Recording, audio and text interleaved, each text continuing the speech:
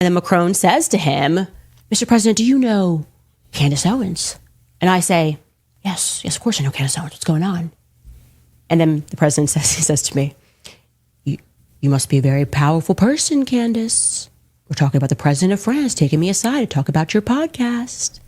And then continues his narrative, and he tells me that Emmanuel Macron is requesting to his face that I stop speaking about his wife. I was talking about the earth curvature and science, and I said to him, listen, I'm not a flat earther. I'm not a round earther.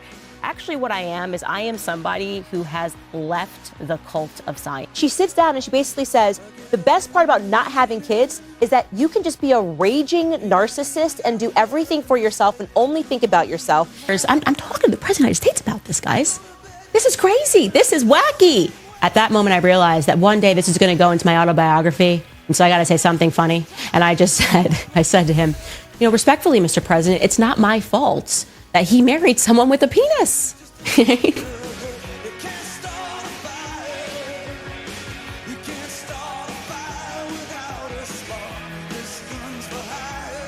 That person that you are looking at on the right is not a woman.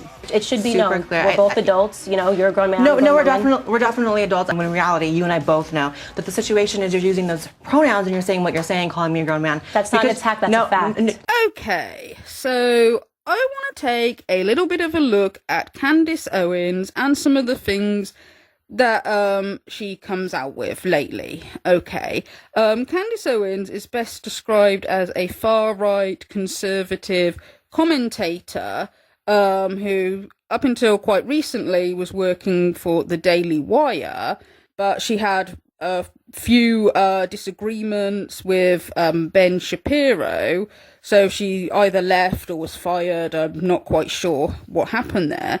But now she's out on her own, doing her own thing. And I want to take a look at some of the things that she's been, saying lately or campaigning for lately that's sounding a little bit crazy. Okay. Now, I am not particularly in the past been majorly interested in Candace Owens. Okay, she wasn't somebody that I really listened to or took much of an interest in up until when she started defending Andrew Tate. That's when I really took a dislike to her. The fact that she goes all out to defend him when she knows full well that he's done some terrible things. Okay. Up until then, I hadn't taken much of an interest in her. But I do remember the first time that I actually did take a dislike to her, right? And this was quite some years ago, and I'd sort of forgotten about this for a while, actually. But this was when Candace Owens did a debate with a trans YouTuber called Blair White, and Candace kept repeatedly calling Blair a man over and over and over again. And I think that it betrays the audience when you make it sound like this is a petty catfight and there are two girls sitting across from a table, when in fact it is a grown man sitting across from a grown woman who has had a lot of things to say about me when I've never even met you or said negative comment about you. So I just want that to be very clear. Happy to, for the rest of this. Clear. Yeah, it should be known. Clear. We're both adults. You're a grown man. No, we're definitely adults. I just think it's interesting how you act like you're above the ad hominems and you're above attacking someone, when in reality, you and I both know that the situation is you're using those pronouns and you're saying what you're saying, calling me a grown man. That's not an attack, that's a fact. Let me finish that. You're doing that in a way to be passive-aggressive and petty, but in a way that your audience doesn't actually read, because you do have the very hardcore conservative audience, and so they're not really going to read it as petty. Everyone else will. No, I don't want them to think that this is a cat fight between two girls. It's not. I'm saying that you are. It's very important because it really isn't, though. But we can move on because it really isn't about how she dresses. Me and biology really think you're a man. I'm happy to call you a she for the rest, so that we can move on from the pronoun thing and answer your question. So I would say, look, but you have to start by calling me a man. Okay. But I want to make it clear because I don't want to have to afterwards say, if this is your stance on trans, why did you sit across from a trans person and call them she? So I am making it clear because because as we know, you guys like to dig up every single thing that I do and every single mannerism. I dug up. Now, it's when I saw that was the first time that I, like, you know, really thought, like, well, she doesn't seem like a very nice person, okay? I didn't think that she was being very nice there, even though I do think that Candace is entitled to her opinion, okay? If Candace believes that, like, you know, if you're born a boy, you know, that, you know, Blair can't be a woman no matter what she does, you know, if that's what Candace Owens believes, she's entitled to her belief there. But I thought there was no need to go out of her way to keep calling Blair a man. I thought that was pretty nasty, okay? Candace could have just avoided saying the word woman, okay? If she doesn't want to call Blair a woman, she could have just avoided saying the word woman, all right? It's pretty easy to do. To just go out of her way to keep calling Blair a man, I thought seemed not very nice. I wondered if she was trying to trigger Blair there, because sometimes people do that in debates. They try to trigger, like, their opponent, because if they can get their opponent to, like, lose their temper, then they come off as the emotional one. Okay, so I thought maybe she was trying to do that. Apparently, Candace Owens had been asked before, like, why she kept referring to Blair as a man, and Candace said she thought that, apparently she said she thought that her viewers would be disappointed if she didn't call Blair a man. Okay, so that right there goes to show a little bit that she's saying stuff just because she thinks it's what her viewers want to hear, rather than, like, being true to herself and, you know, like, being moral. It's, you know, it seemed like more like she was like, oh, well, I've got to call Blair a man because, oh, my fans, that's what they want to hear, okay? So it's more, that there comes across as if she's more about, like, what her fans think of her, rather than, like, staying true to herself, okay? But, yeah, that was the very first time that I ever thought, you know, oh, this Candace Owens doesn't seem like a very nice person. And that was quite a long time ago, and I had sort of, like, nearly forgotten about that. But, yeah, that was the first time that I thought, like, yeah, she doesn't seem very nice. Now, Candace Owens, years ago, she used to go by, her YouTube channel used to go by the name, Red Pill Black, okay? And, she's kind of got a history of doxing people. Like, she started her own, like, doxing site, where she said it was, like, you know, to combat hate speech or something like that, you know, but it was basically her wanting to dox people that had just said mean things, okay, about her. Okay, not, you know, it wasn't people that were threatening her with violence, or people that were dangerous, that, you know, other people needed warning about, or anything like that. It was literally just kind of wanting some revenge on people that had made mean words about her, okay? And, you know, this is the kind of thing, again, where, some of the people on the right, they'll always criticise people on the left for being, like, too easily triggered, but you find that they are kind of easily triggered themselves. They just seem to think that the things that they're triggered about are the right things to be triggered about, okay? And also, like, they seem to accuse the left of being, like, you know, in their feelings and not about facts and logic, but some of them are very in their feelings as well, and you will see that later on as we talk more about Candace, okay? Because if somebody's just saying mean things about you, you can either ignore them or fight back, but, like, wanting to dox people is kind of a bit low. Specifically when, like, you could be putting that other person in danger.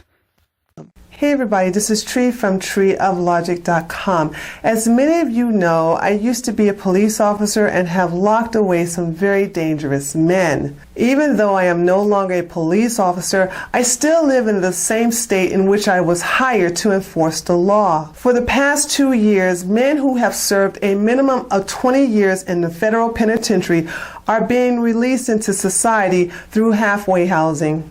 Even though I have changed my physical appearance and the chances of them recognizing me on the internet is extremely rare, the one thing they will always recognize is my name. You see, I've been on YouTube as Tree of Logic for well over a year, and until now, I never had to worry about being doxxed because I said something mean on the internet. And trust me, I said some very, very, very mean things on social media. Even though I've offended people with insults or hurt their feelings by being brutally honest, not once have I physically threatened, stalked, or harassed anyone. But that doesn't matter to Candace Owens, aka Red Pill Black. She believes that I and you should be punished for being politically incorrect on the internet. And how should we be punished? By having our personal information such as our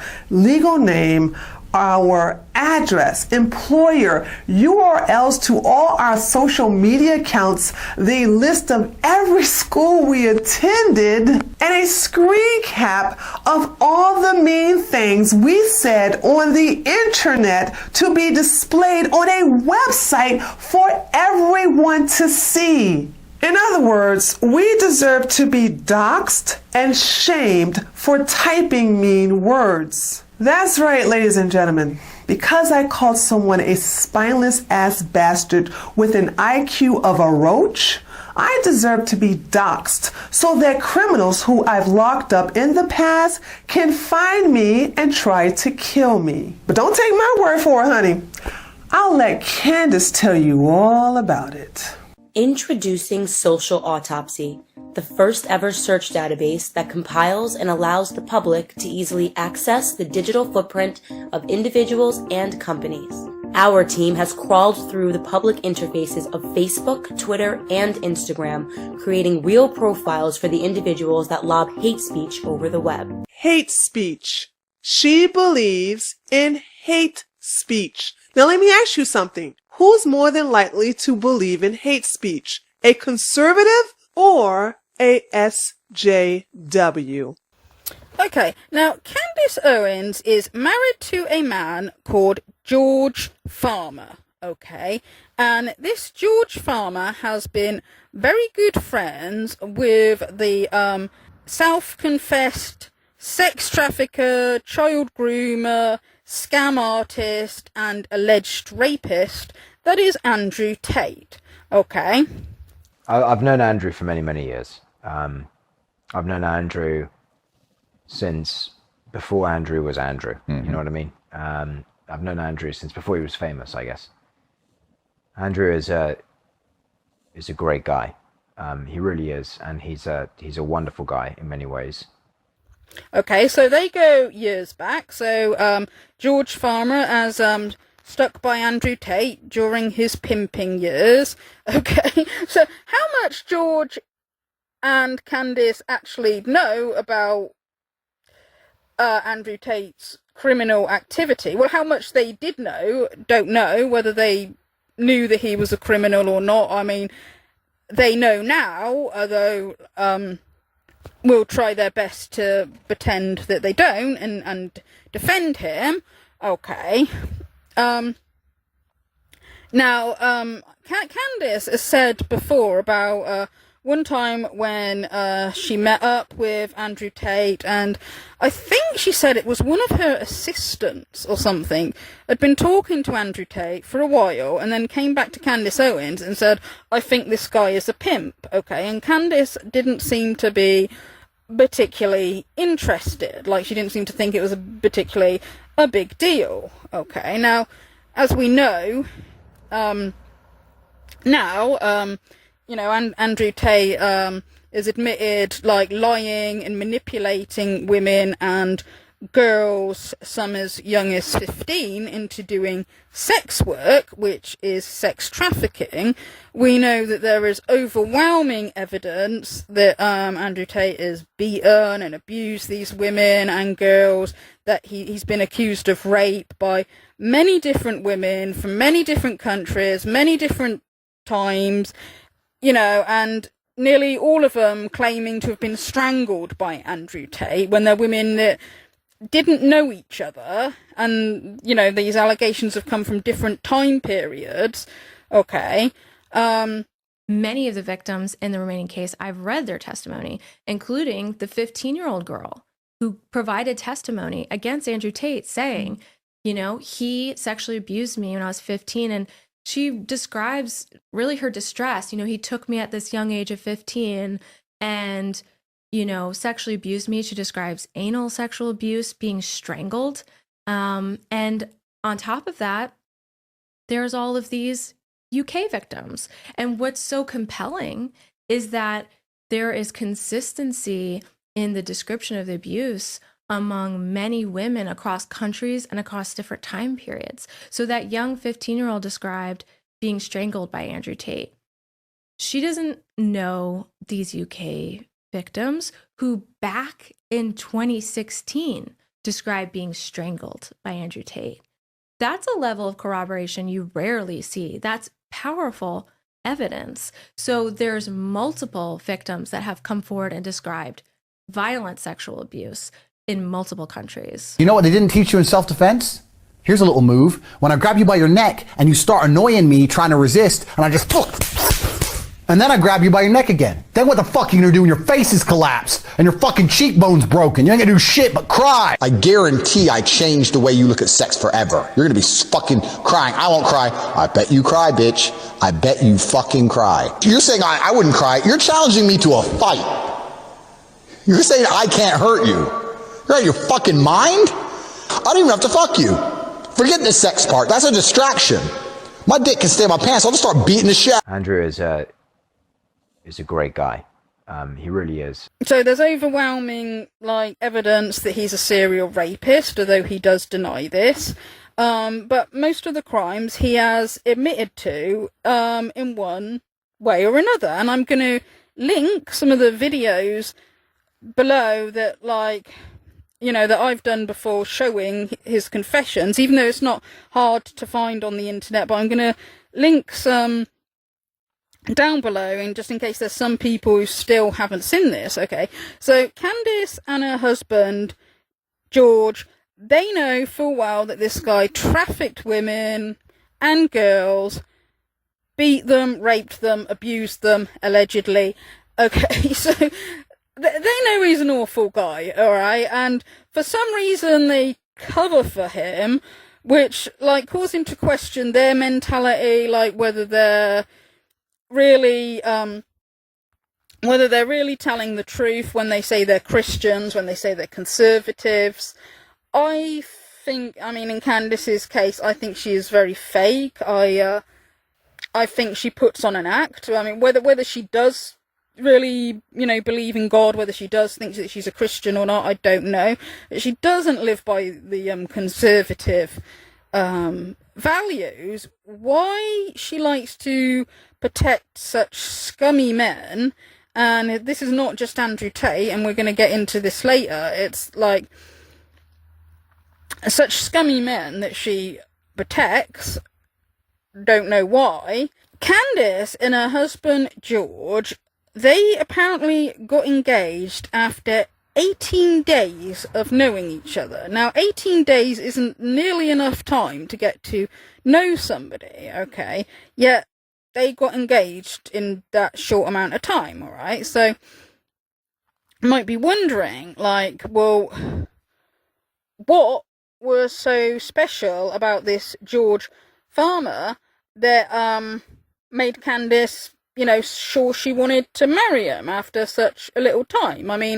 I don't know. I can't think. What is it about this multi-millionaire guy that made Candace want to marry him so quickly? Supposedly the story behind Candace Owens and her husband's marriage was that he proposed to her after knowing her for 18 days. They had never been on a date and they'd never even kissed. I know they'd had conversations in that time. I just don't believe that in 18 days you can really know enough about a person to make the decision to spend the rest of your life with them. So the fact that he proposed so quickly, I find a little suspicious.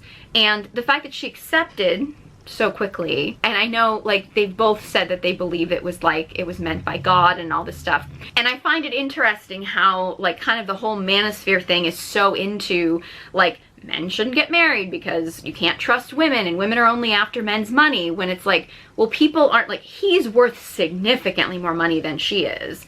But she's not painted as a gold digger that's after his money.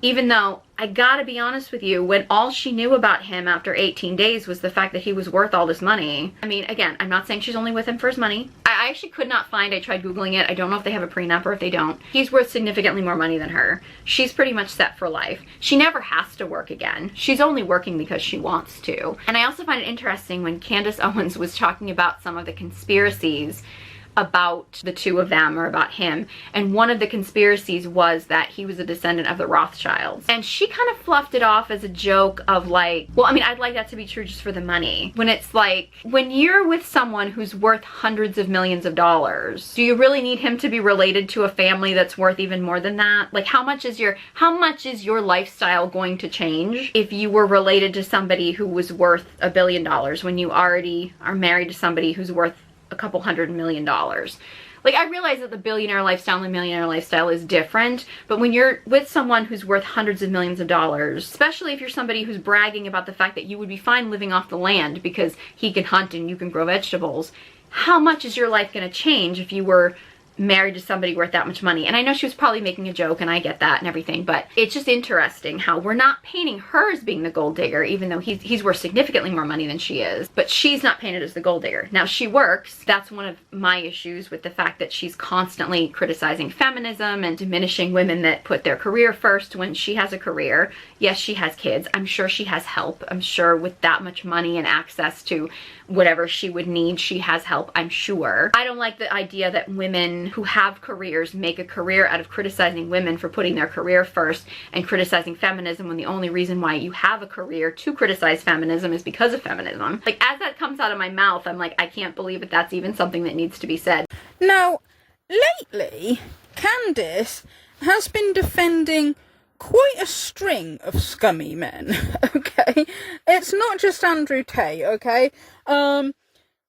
There's also Harvey Weinstein, Russell Brand, okay? It seems like if there's a guy accused of doing terrible things, if there's a guy convicted of doing terrible things, Candace seems to be all too willing to jump in and protect them, right?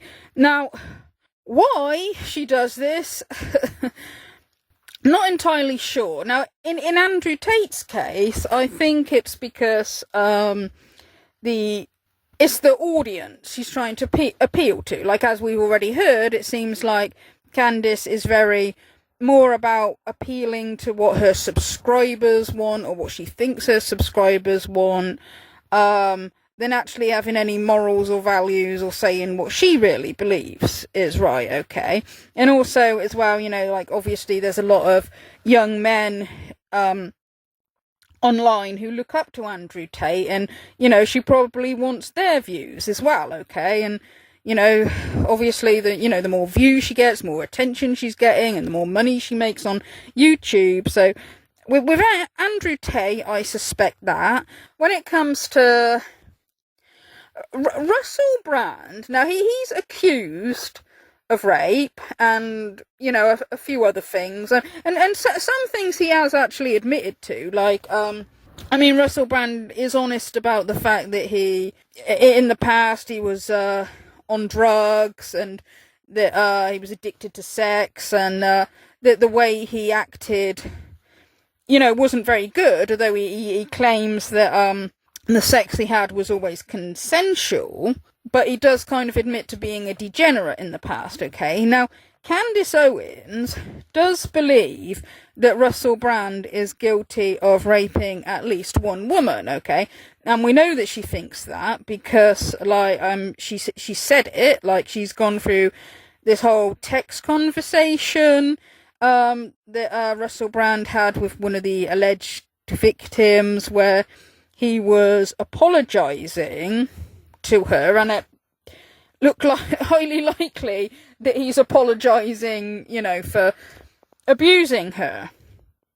But in the circumstance of this particular Los Angeles woman, according to the investigation and the messages that have been produced to verify what she said in the statement, you know, that Russell Brand raped her, apologized to her for raping her, and she went immediately to a rape crisis center, and her visit to that rape crisis center way back in 2012 has been confirmed. So I have read these text messages between her and Russell Brand, and as I said, this looks legitimate to me. I don't think that Russell Brand has yet spoken out and said that these are doctored messages. So how can we look at these messages and say that this woman is lying? So as a first part of this, just talking about that, we can read these messages. Russell writes to her, and again, I'll say allegedly because maybe he's going to come out and say that these were doctored. I'm sorry, that was crazy and selfish. I hope you can forgive me. I know that you're a lovely person. X. The date on this is July of 2012. She responds and she says, you scared the out of me. You're right, I am a lovely person, and for you to take advantage of me like that is unacceptable. You have a problem. You need help. It's dangerous that you think you can get your own way all the time. Do you know how scary you are when that glazed look comes over you? When a girl says no, it means no. Do I have to go and get myself tested? Last time, you asked me condom or no condom. When I say condom, that doesn't mean that it's optional. You don't have the best reputation.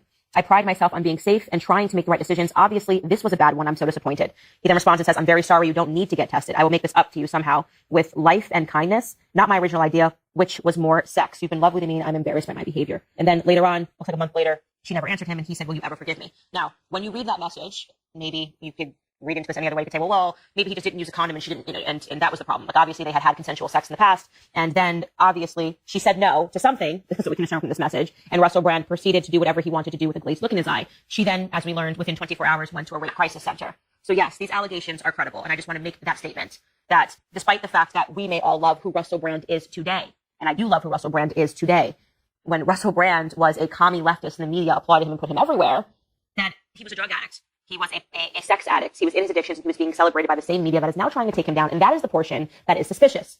Why did the media wait until Russell Brand was clean and sober and married and having his third child, right, on the brink of having his third child, as he is right now, and speaking out about trying to, and I felt this, you know, when I sat down with him the first time, that he is redeeming himself. Why wait until 11 years to bring forth these allegations? Okay, so as we can see, Candace Owens is capable of looking at the evidence in the Russell Brand case and saying that, like, yes, she believes that the woman is telling the truth. She does believe that Russell Brand raped her, and it's really interesting how Candace is able to come to that conclusion when she looks at the evidence against Russell Brand, but for some reason, when she looks at all the mountains of evidence against Andrew Tate, all his self-snitching, the text conversations where he's admitted raping a woman, text conversations that he's had with many women, and most recently as well, there's been allegations that Lauren Southern has made, and she's got text conversations as well, as evidence, as well as like evidence, like from a doctor that she was, that shows signs that she was strangled. Okay, so there's mountains and mountains of evidence against Andrew Tate, yet she claims he's innocent, and I think obviously she knows that he's guilty, because there's no way that she can look at the evidence against Russell Brand and say, like, oh, well, yeah, it looks like this woman's telling the truth. It does look like he raped her. But then all the mountains of evidence, you know, against the Tate brothers, and she's just going to dismiss that and make out like not only are they innocent, but they're brilliant role models for men. Okay, so yeah, that's weird. But anyway, she still, even though she believes that Russell Brand is guilty, she still believes that he should escape prison time because, oh, it's in the past.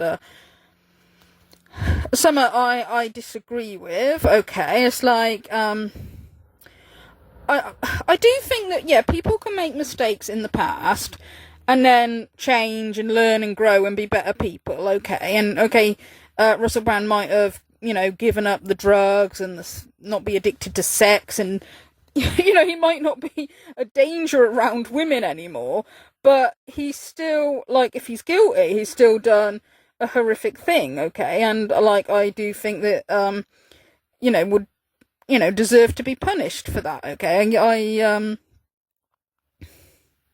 But also, it's like, I mean, Russell Brand has supported Andrew Tate, so,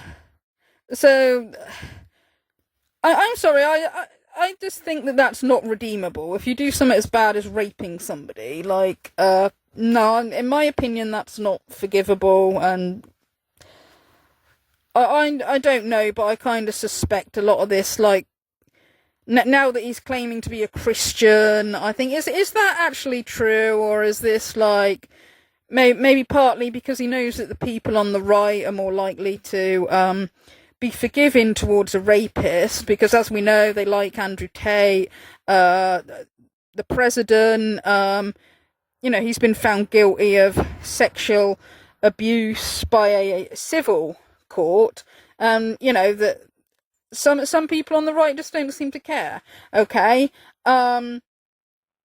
You like Candace Owens doesn't, okay? So he's sort of better off sucking up to those people, but also, like, if he gets convicted,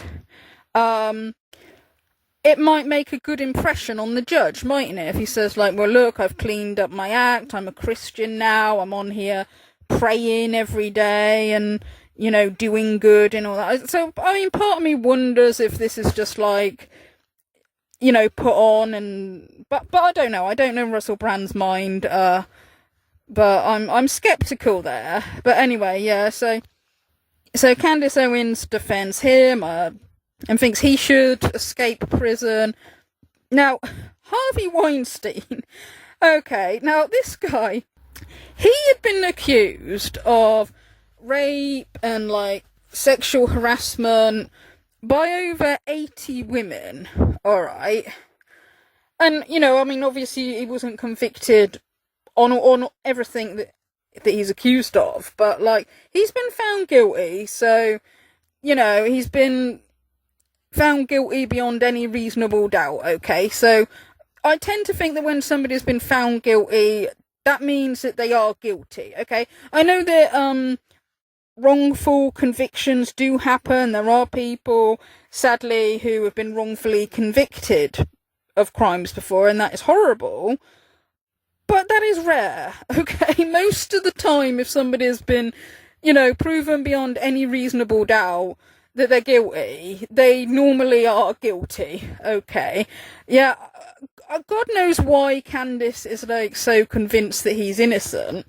She goes on about, she criticises the Me Too movement a lot, okay? And seems to see it as a bit of a witch hunt. And it's like, it's one of these things, right? It's like, I do think that there are some women who, not stable, got obviously some kind of mental health issue, or maybe they're just evil, I don't know. There are some women who do make false allegations, right? But then I also do believe that there's obviously been plenty of men in positions of power that have, like, exploited that power, and that there have been guys that have raped women, and I think kind of thought that they could get away with it because they're in positions of power.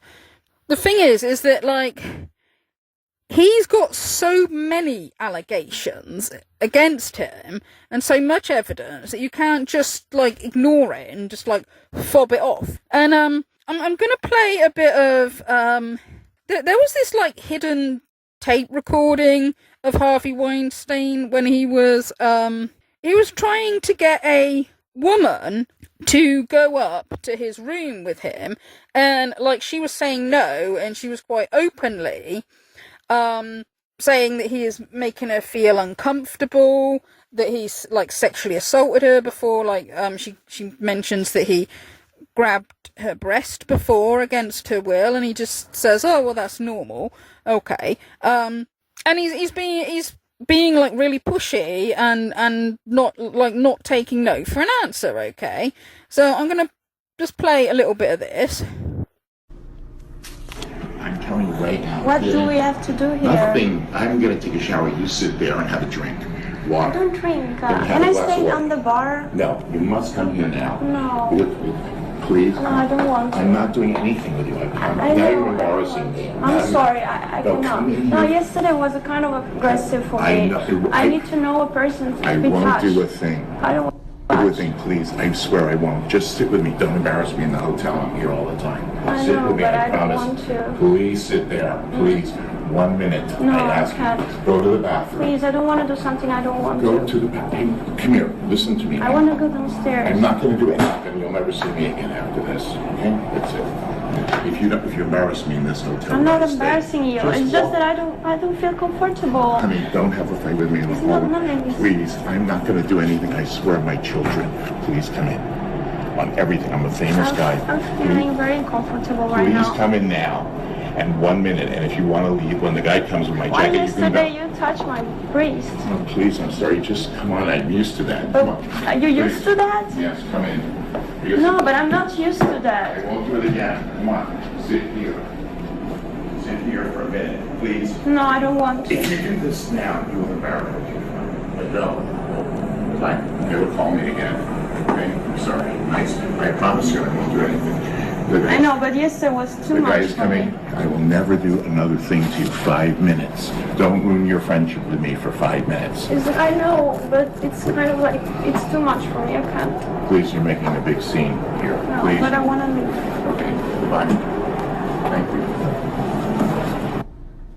Okay, I mean, you can tell right there that he's somebody who he doesn't respect women. He doesn't take no for an answer.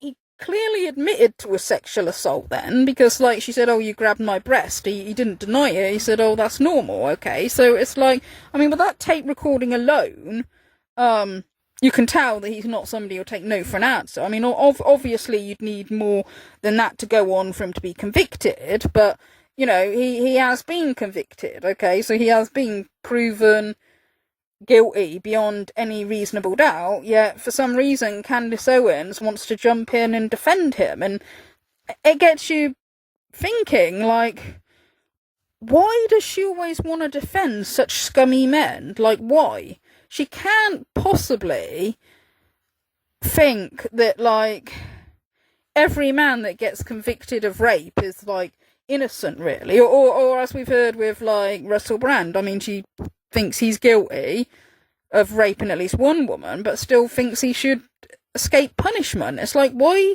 is she all about jumping in to defend these guys? It's really, like, weird. I also want to draw attention to the double standards that Candace Owens holds men and women to, okay? Particularly when she's talking about role models that she thinks are good for, like, young men and young women, okay?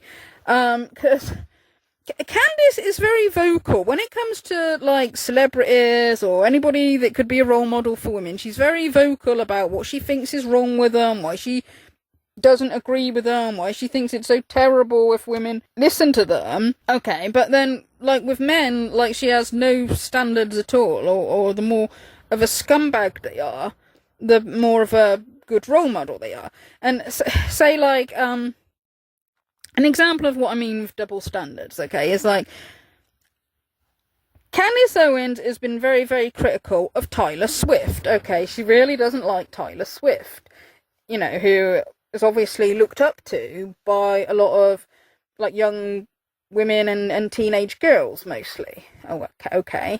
And, Candace goes on about, like, how she acts really childish, that she doesn't think she acts like a woman who is in her mid-30s, which, I mean, personally, like, going off topic a little bit here, is, like, I would say that both Taylor Swift and Andrew Tate act a lot younger than what they are, and I kind of think that maybe this is why they appeal to the young. Like, okay, Taylor Swift's, like, what, in her late 30s now, and Candace thinks she acts more like a teenage girl. Well, maybe that's why teenage girls like her, you know. And with Andrew Tate, like, when he sort of advertises himself, it's all like, well, I got the money, I got the flashy cars, and you know, like he's the best man in the world, but I kind of think this kind of attitude maybe appeals more to teenage boys and young men, because they don't really know what's important in life, you know, like they might have dreams of like, oh yeah, flashy cars, loads of money, which is, there's nothing wrong with having those dreams, but I just kind of think that when people get a bit older, they realise there's more important stuff, like, you know, maybe having a family, or even, you know, close friends, or just being a good person, because this is something that sort of annoys me a little bit with, like, a lot of the influencers, both male and women influencers on YouTube, is they don't prioritise being a good person. Anyway, Candace Owens criticises Taylor Swift a lot for because she thinks she acts young, because she thinks she acts childish, that she doesn't act like, you know, her age.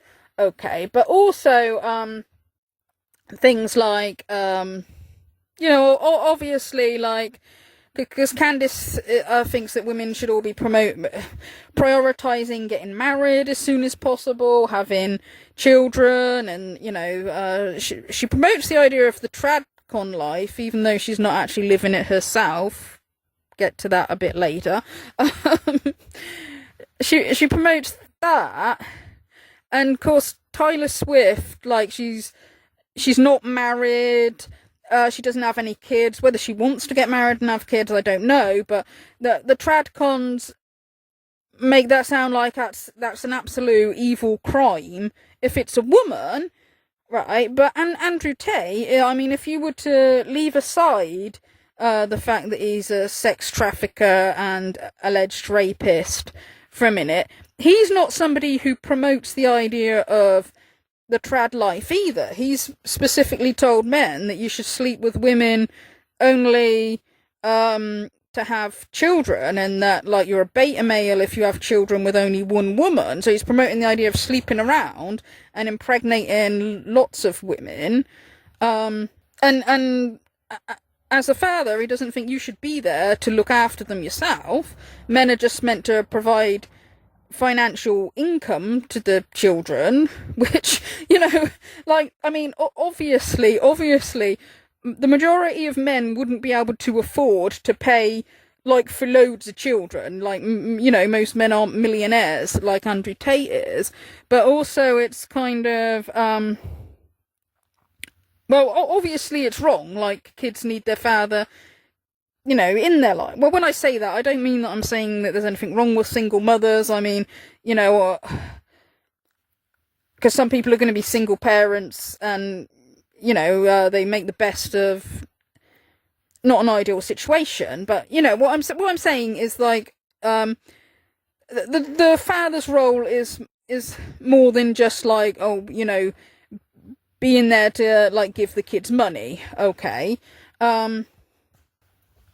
So, yeah, and Andrew Tate does not promote this, like, traditional conservative lifestyle, yet Candace, like, is not only sort of lets that go, but she sells the idea that he's a great role model for men. And Candace has, I mean, she kind of has addressed this criticism of her a little bit, because she said, I think it was on one of the Piers Morgan episode, she says, like, oh, well, I don't agree with everything that Andrew Tate says.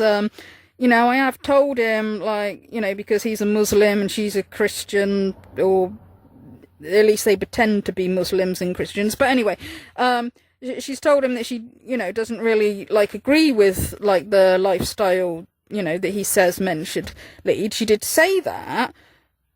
But the point I'm getting at is that she doesn't condemn it like she does when it's a woman. Like, I mean, she makes it sound like if a woman is unmarried without any kids, she makes it sound like that is terrible. There's no way somebody could be a good role model for women if they're not prioritizing marriage and family.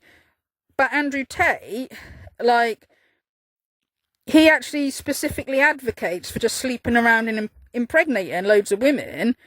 And even though Candace might say she doesn't agree with him there, she still sells the idea that he is a good role model for men. And it's like, how? Like, you know, if Candace really does believe in the family and all that, surely she would see the family man as one of the better role models for men, okay? I mean, they seem to, like, some trad cons, they seem to have this idea that, like, a woman's value is only in the home.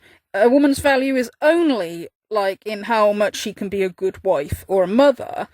Well, a man, they might think, like, okay, it's better if he's married and has kids and is a good husband and father, but they think he can have value outside the home as well, you see. So it's like men can have value out in the world outside the home, but women can, you know, because, you know, again, Andrew Tate is seen as, like, what, an alpha because he's a multi-millionaire and has these, like, flashy cars, even though he only got it from scamming people. He didn't get it from being a decent, law-abiding citizen. He got it because he's got no conscience and has no problem scamming people and abusing women.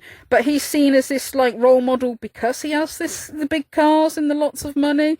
Yet Taylor Swift also has lots of money and can afford whatever flashy cars that she wants. But, you know, some of the Conservatives have talked about her as if she's a complete loser just for not being married, okay?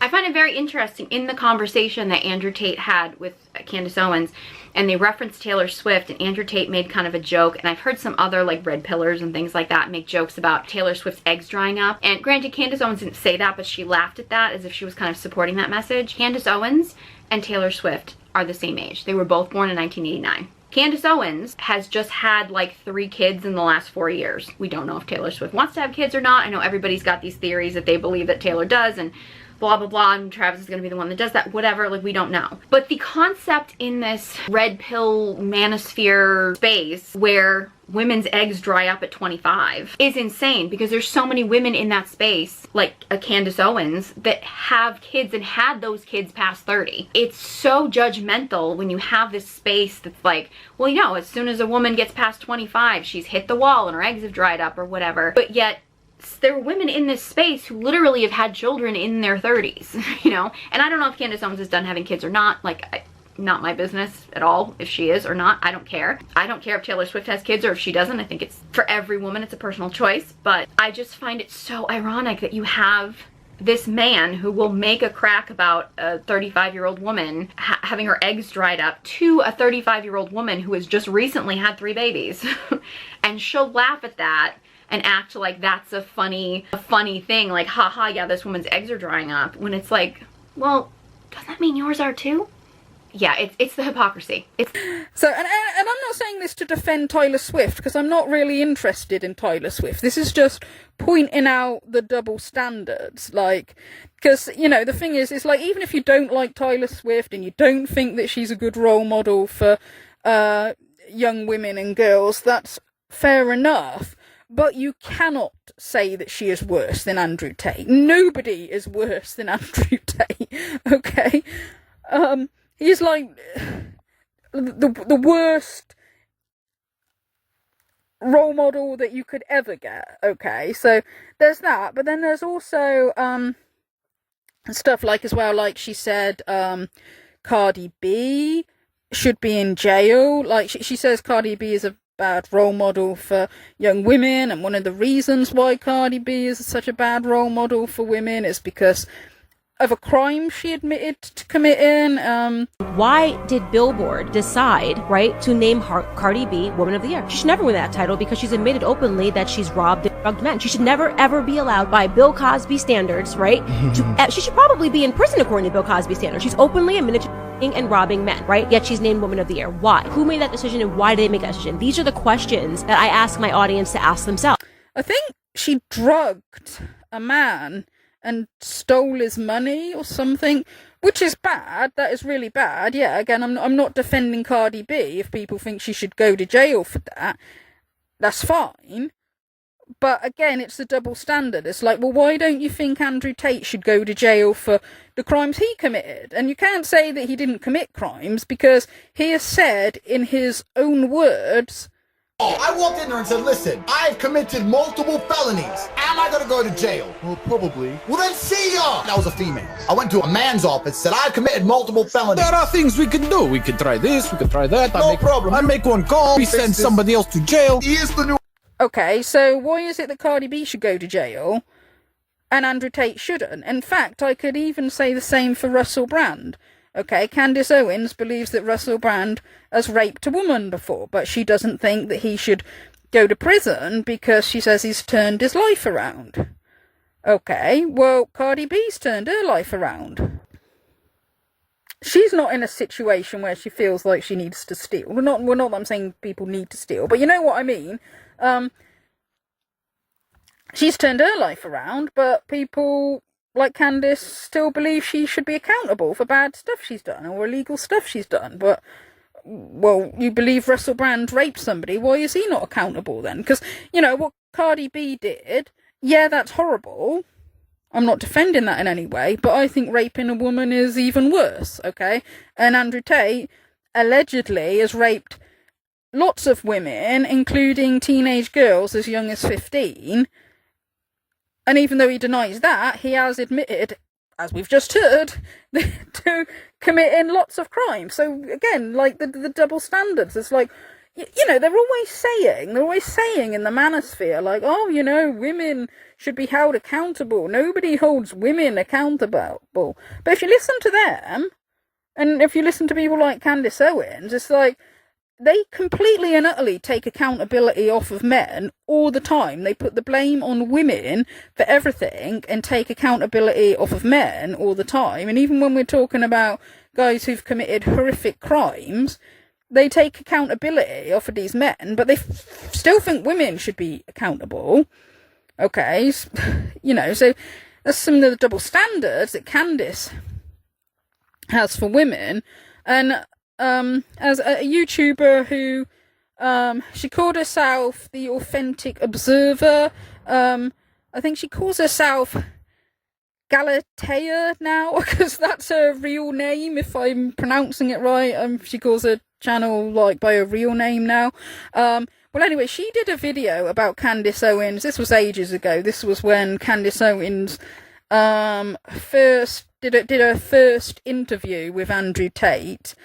This Galatea, she did a video reply to Candace, and she was pointing out the double standards that Candace holds men and women to, and she's pointing out how it was in the same day that Candace made a video apparently defending Andrew Tate and saying that there's no evidence against Andrew Tate and singing his praises. In the same day, she made a video criticising sangria, and all she'd done is said something like that she's not really that good at cooking, and Candace made this video going on about how, like, she's making women lazy and entitled and how she's a bad role model for women. And this is what I'm talking about, you see. Like, you know, she goes so hard on women about how if they're not living, like, the perfect trad life, that they're bad role models for women, but lets Andrew Tate off the hook for everything. So what shocked me about these two videos was that they were released on the same day. On the same day. I want you to remember that. And they were so contradictory that her brazen hypocrisy was shocking to me. So the first video is a rant about how the actress Zendaya is sending a message that it's uncool not to be able to cook. That Zendaya is making young women aspire to be, quote, utterly helpless. This is all Candace says, what she says in this rant. That Zendaya is making motherhood and traditional femininity look uncool. That she's pushing young women to be pathetic and lazy and useless. Quoting Candace Owens here, women think being hopeless and helpless is cute. So you hear all that and you think, wow, that all sounds pretty bad. Yeah, so let's play the clip that set Candace off, shall we? You guys gotta teach me something, because I do not know how to cook. How about that? Although, I learned a little dish the other day, a little pasta dish, and I really didn't have much in my fridge at all. And we made pasta, but we made it with like this avocado sauce, and it was like super easy, minimal ingredients, and it was freaking delicious. So I highly recommend that recipe. Thank you, Google. And it made me feel like I could cook, because it was so easy. Yes, that's it. That's it. That shocking, appalling, degenerate clip that I don't even know how it's allowed to air on YouTube. It's probably making your eyes bleed. I mean, that is the reason that Zendaya is making it look cute for women to reject family life and become helpless and lazy. Apparently, according to Candace Owens. Can someone please give me a reason how that kind of moral outrage over nothing is any different to what extreme leftists do when they take an innocuous comment and paint someone out to be a terrible person by interpreting it in the worst faith possible? This is why conservatives get accused of pearl clutching. You're no less of a snowflake or triggered, Candace. The target of who you're directing it at, however, just happens to be different. Zendaya was not acting like it was cool not to cook. Most of the clip, Candace, was taken up with her talking about a recipe that she recently learned. How scummy and bad faith do you have to be to interpret it in the way that you did? You know what that was from Zendaya? A self-deprecating comment as she complimented someone else's cooking. I actually read it as her being polite. You married an Englishman, Candace. You should be very familiar with self-deprecation as a form of social connection. She literally says in that as well, teach me how to cook. I see it as a humble offhand remark. Zendaya is not a mother talking about how she doesn't need to care for her children or cook, LOL, #modern women life. Zendaya is a 26-year-old Hollywood star with a very impressive career. Is it the end of the world that she's not a good cook? No! What's even your point here, Candace? That Zendaya is wasting time being a Hollywood star and should focus more on learning to cook? Why? That's not even good advice for her. That's actually terrible advice for her. I think she invested her time wisely in learning the skills that she did because it paid off. She clearly invested a lot of time in her career in acting and learning how to be a good actress. And that's definitely paid off at this point. I think it would have been a waste of her time if she'd spent that, in my opinion, spent a huge amount of that time learning to cook. She's still young, she's 26. It's ridiculous to make a big deal out of this. Did you know how to cook in your 20s, Candace, back when you were a liberal queen? This is just so silly. Zendaya made no degrading comments about housewives or women who like cooking. She was complimenting the cooking. Not every woman's life path needs to be settling down and being a trad housewife from your early 20s. That wasn't even your life path, Candace. You didn't settle down and have children till later. It's perfectly possible that Zendaya could do the same. To suggest as well that Zendaya is this symbol of being a helpless woman is also just really insulting and blatantly untrue. Zendaya is literally not reliant on anyone, and her stellar career proves how hardworking and capable she is. But because she's not a good cook, she's making women utterly helpless somehow. Are you okay? You do realise that when she says she can't cook, she's just saying that she's not a very good one, but clearly she's capable of following a recipe, as she herself said. She's smart and competent. I think she'll be fine. When she needs to do it, she'll figure it out. So obviously this is a very bad take from Candace, even taken on its own. But what really makes it terrible is that on the very same day, she released a video defending Andrew Tate and falsely claiming that they had no evidence against him, something she would have realised is a lie if she'd bothered doing even 5 minutes of research. This is why Candace thinks that Andrew Tate was arrested, right?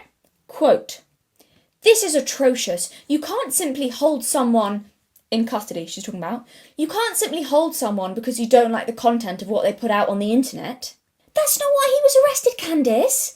Not because of his YouTube video. What are you talking about? You think he was arrested? You think he was arrested because of his YouTube videos? And also, I think it's worth noting, the only evidence that Candace Owens referred to in that video to prove that Tate was innocent, The only evidence in that whole video that she referred to prove that Andrew Tate was innocent and has been unfairly stitched up was his own tweets. I'm not joking. Watch the video. That's the standard these days. The journalistic standard. Someone is accused of a crime and your only research into it is you look at the accused Twitter? I feel like most journalists would be immediately fired for that. The only research you do into whether someone is innocent or guilty is you look at his own words. Are you insane? Did none of her colleagues call Candace and tell her that she's got to put more effort in than that? Ben, maybe you should give her a ring and kindly suggest that she needs to stop being so lazy and, helpless and hopeless in her reporting because it reflects badly on all of you and discredits the entire company. She also said, quote, "This is terrifying. If you are an individual and you believe in morality and you believe in a justice system that operates without corruption, then you should be speaking out against what's happening to Andrew Tate." Even if you think that Tate is innocent, objectively, you must agree that a journalist only looking at his own words for evidence and then telling her audience that he is innocent and they all have a moral duty to support him is gross negligence at best. This is appalling. I mean, this is layer levels of stupidity, dishonesty, and lack of research. But the difference is, Leia is a sycophantic loser who wants to shag Andrew and is desperately trying to get his attention, emphasis on desperately, and is not hired by a professional media organisation. Candace should know better. So let's get this straight, Candace. These are her two narratives on the same day. Let's get this straight. Andrew Tate, alleged groomer, sex trafficker, and confirmed degenerate, is a positive figure for masculinity, which is why they're shutting him down. However, Zendaya, based on one offhand innocuous comment, is a terrible role model for young girls and is making them lazy and helpless. And all of this on the same day. I'm supposed to believe that this is honest and fair reporting without a hint of tribalism, am I? Really? All her moral grandstanding a little while ago about how, when she was calling out Stephen Crowder, about how, oh, we've got to call out our own side, conservatives can't be complicit in bad behaviour just because someone's on our team, I'm not tribalistic, oh, she was so proud of how non-tribalistic she was, wasn't she? What disingenuous fake outrage. Taking the trad position against Zendaya that she thinks her audience want to hear, even if in the context of that situation with Zendaya, it makes no sense. But then giving an actual degenerate a free pass because a big chunk of her audience are also fans of him. And he's more right-leaning. Now that's what I call unfair. What an inconsistent double standard. I just want you all to think about what she's suggesting. Really, please, think about that. Zendaya's innocuous comment is leading to the downfall of modern women. However, Andrew Tate and his degenerate materialistic lifestyle, even illegal activity aside, from a conservative point of view, he has a degenerate materialistic lifestyle, that's making men better. Oh, Zendaya making women worse, because she said a comment. Tate making men better, because he ran a camgirl studio and scammed people. She suggested this on the same day. How am I supposed to take her seriously and not think she's a complete hypocrite? I just want you all to think about what Candace would be saying if it was a left-wing journalist who had personal ties with someone that they were dishonestly reporting on. Imagine the nuclear tantrum she would throw about corruption in left-wing media. It's unbelievable. It's unbelievable. So Zendaya is a bad role model for young girls. But Candace, on the other hand, is inspiring them into a positive, traditional lifestyle. Going for drinks in London with a self-proclaimed pimp. Is that a more conservative example you're offering the youth? Oh, very impressive. Okay, now in one of the interviews that Candace Owens did with Tristan Tate, they talked about the problem of paedophiles. Okay, now I kind of think that, like, for Candace to have a conversation about that with Tristan Tate when she knows that the Tate brothers have groomed underage girls, they're charged with like putting minors on webcam, okay, because I think you have to be 18 before they're allowed to be on webcam. And both Andrew and Tristan Tate have like groomed girls like as young as 15 before, and Candace knows that. The first example I have is of Tristan grooming a 16-year-old girl who he had attempted to recruit into webcam pornography into anal sex. He is still currently under investigation for attempting to traffic this child. This happened in 2020 when Tristan was 30 years old. First, we can see Tristan suggest bringing other girls in for threesomes to this young girl who he already has an intimate relationship with. We can see him suggest anal sex and say that it will make him happy if she does it for him. Later, we can see Tristan find out that she is only 16 and had been lying about her age. When the girl said that she had been lying because she wanted to have him and was afraid of telling the truth, Tristan said to her, "You know in Romania the legal age for sex is 15, right? I wouldn't have been so scared." The girl says, "I'm still underage. In 2 months I'm 17, so it's still not okay." Tristan replied with, "Underage for what?" "Porn, yes, but we didn't make porn." Tristan went on to ask what else she lied about and if he can trust her. When she asked what she can do to help Tristan trust her again, Tristan says a few things. She says, "Okay, tell me." He said, "You want to be with me forever?" She says, "Yes, I promised that to you." Again, this is all after Tristan found out this girl was 16 years old. Tristan told this girl that he needs to punish her. He said, "For the next 10 times we have sex, it is only in your eyes."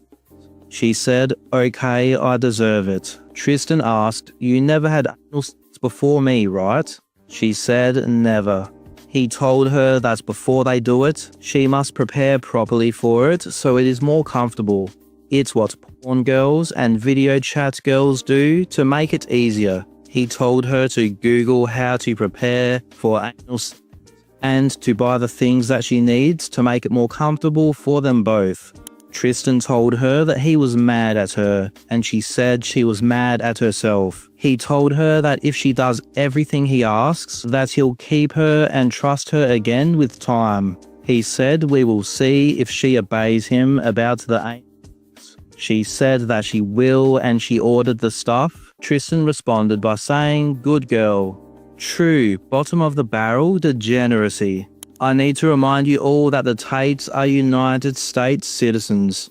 According to the Protect Act of 2003, it is a crime for a United States citizen to make sexual contact with a person under 18 years old while they are overseas.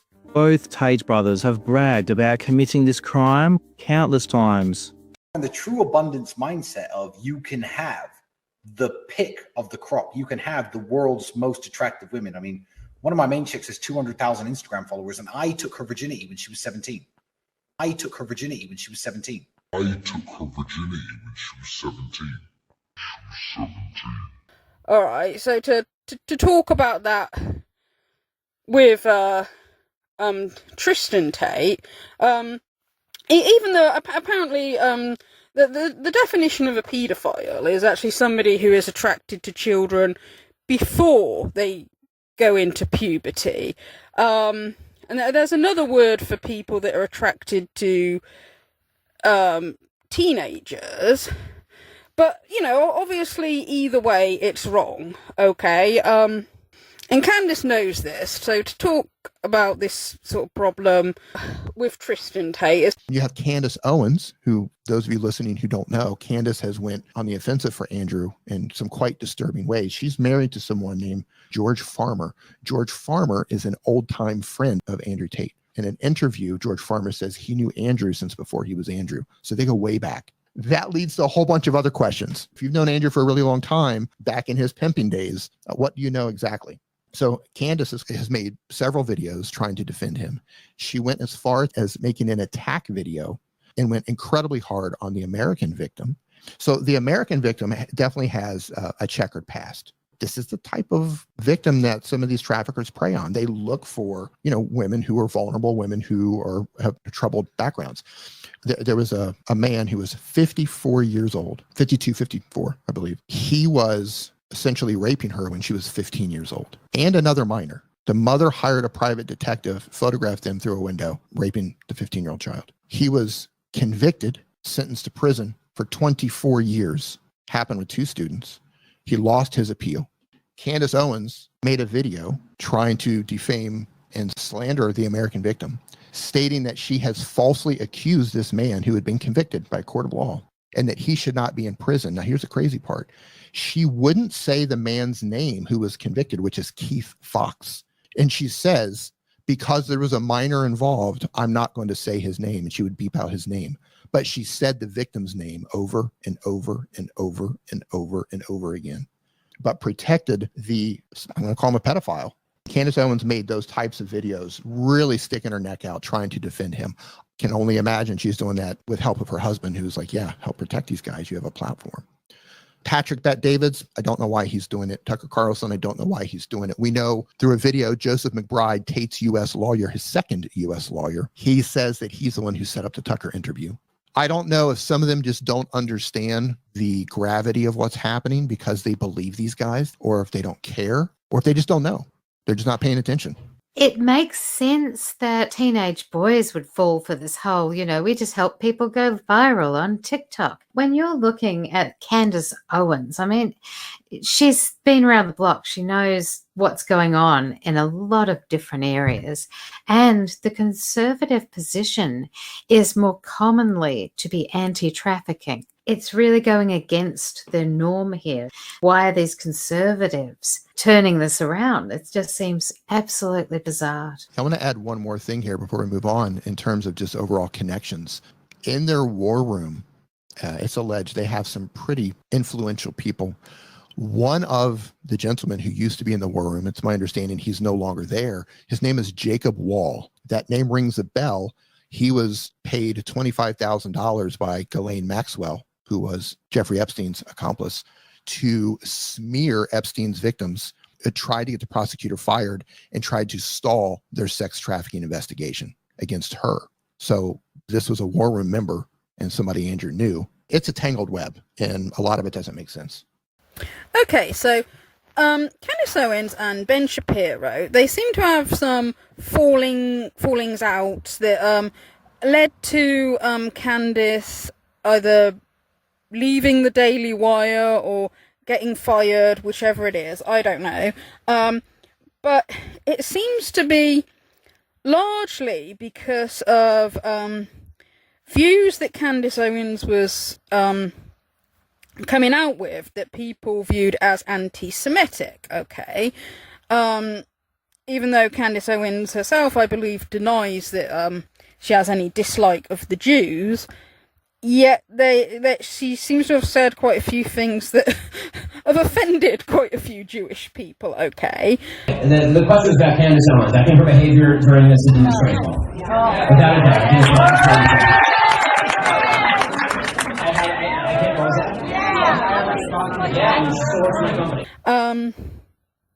And I don't know whether with her and Ben Shapiro, whether they'd been having disagreements over quite a few things, I don't know. I did wonder slightly if the fact that Ben Shapiro obviously disagrees with Candace Owens' opinions on Andrew Tate might have played a part in it as well, because he's been sort of quite vocal about not liking Andrew Tate and thinking that the right should not be supporting him. So I did wonder if that, and maybe there's been a few other things that that they've had disagreements about. Okay. A little while ago, Jordan Peterson appeared on the Joe Rogan show. Okay.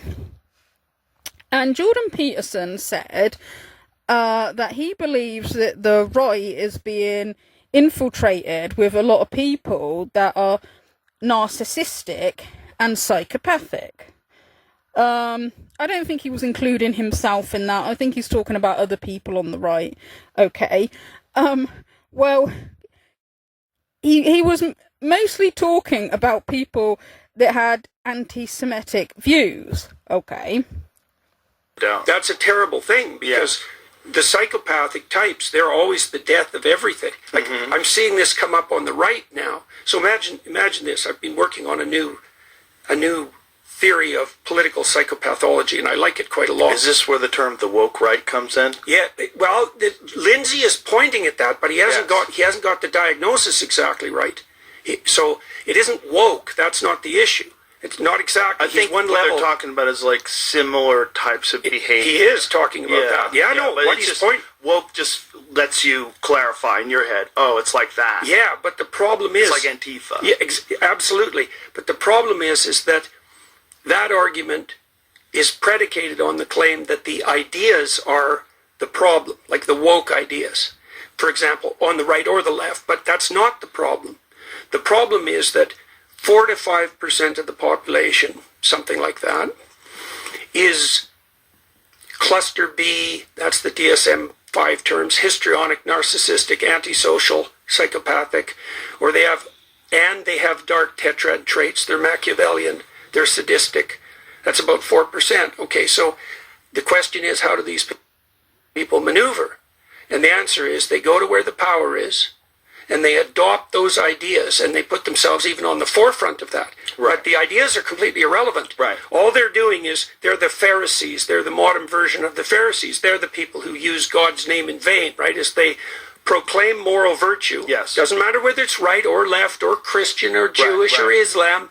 They invade the idea space, and then they use those ideas as false weapons to advance their narcissistic advantage. Yes. And so then you have the problem, and the right's going to face this more and more particularly, because the left had to face it when they were in powers. Yes. How do you identify the psychopathic parasites, 4% of the population, who are clothed in your clothing and waving your flags, but who are only in it for narcissistic benefit? You know, the people who studied the dark triad, these were people who originally studied psychopaths, and they moved into ordinary personality, so to speak, on the fringes.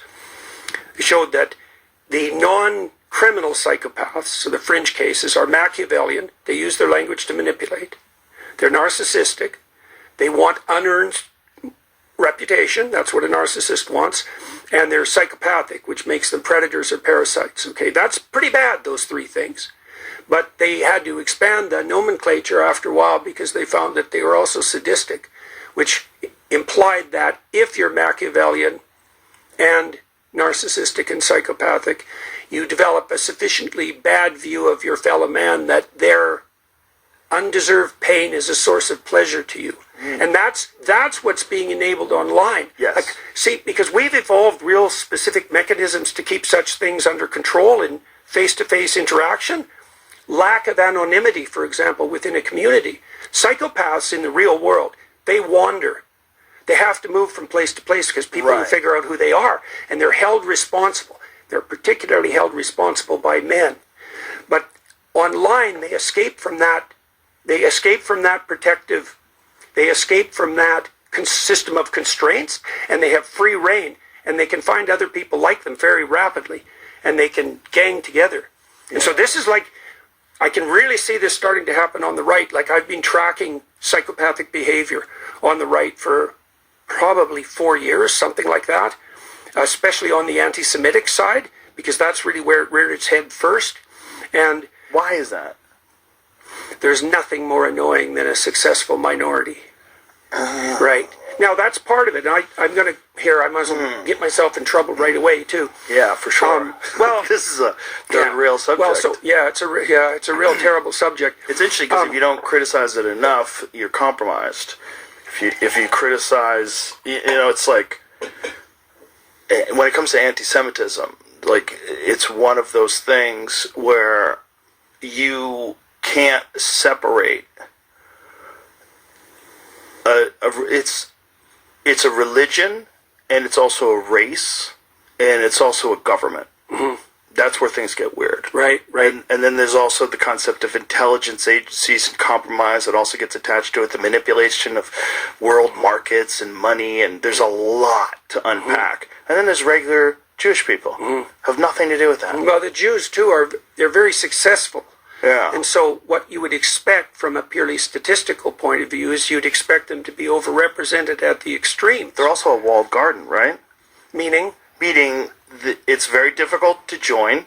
They don't proselytize. They don't try to get you to join. And they're all very tightly knit. They call themselves the Klan. They're all like locked in. The Jewish Klan, not KKK. The problem with that term has been compromised by the Ku Klux Klan. But I mean it as terms of tribe. Well, community. Yeah, community. They're very tight knit in that regard. They stick together.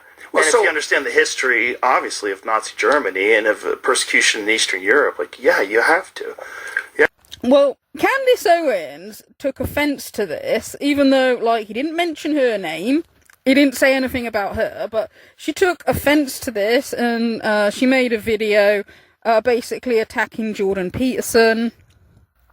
And she seemed quite bothered by what he said. Okay. Jordan Peterson also, he's not very keen on groupers in the right. Okay. And he has referred to white nationalist Nick Fruente. He called him a psychopathic rat. All right. Jordan Peterson later apologised for calling him that and said that he actually thought that it was offensive to rats to compare them to Nick Fruente's. Okay, right. And again, for some reason, Candace Owens seemed to be bothered by that, and I don't know why. She said, she didn't think it was very nice for Jordan Peterson to compare a person to an animal, right? Yet Nick Fruentes has compared black people to dogs before. Okay, well, what he actually said is apparently it was somebody else who compared black people to dogs, and he just agreed in the sense that he thinks that white people sleeping with black people is as immoral as sleeping with dogs. Okay, so God knows why Candace Owens would want to defend somebody like that. Okay, what do you think of Candace Owens? I like her. I think she's pretty too. And I think she's pretty base. Question? I thought that was. I thought that was. She's married. Do you think it was wrong for Candace to race mix? Yeah, I think it's wrong to race mix. So I have a question. Yeah. So you don't agree with race mixing, but do you find black women attractive? Yeah. And I don't think that she even gets on with Nick Fruentes, because they've had their debates and their disagreements and all that, but for some reason she was offended by what Jordan Peterson said about him. God knows why. Nick Fruentes believes that that people shouldn't race mix, okay? That white people should only breed with white people, and that, well, by the sound of it, he thinks everybody should just breed with people that are the same race as them, okay?